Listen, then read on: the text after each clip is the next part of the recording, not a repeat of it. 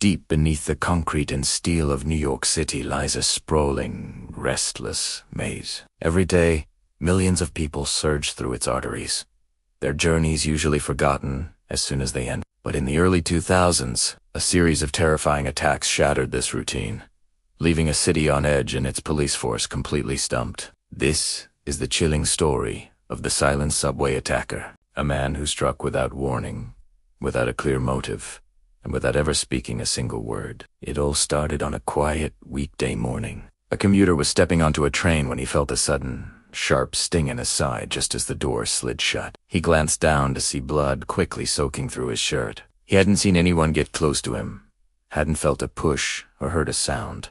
In the seconds it took for the train to lurch forward, the attacker had simply vanished back into the crowd. Panic began to spread as, within weeks, it happened again.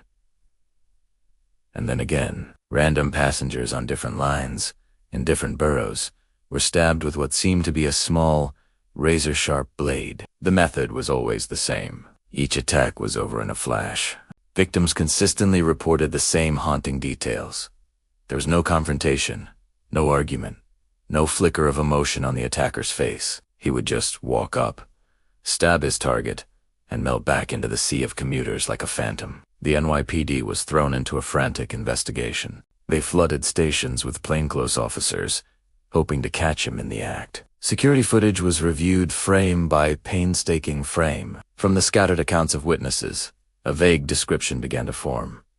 A quiet, average-looking man who carried himself with an eerie, unnerving calm. Nothing about him stood out, and that was precisely the problem. He moved through the subway system like a ghost. Despite citywide alerts and a public gripped by fear, the attacker always seemed to be one step ahead. He struck during the chaos of rush hour, using the packed platforms and crowded cars as his cover. He left no fingerprints behind.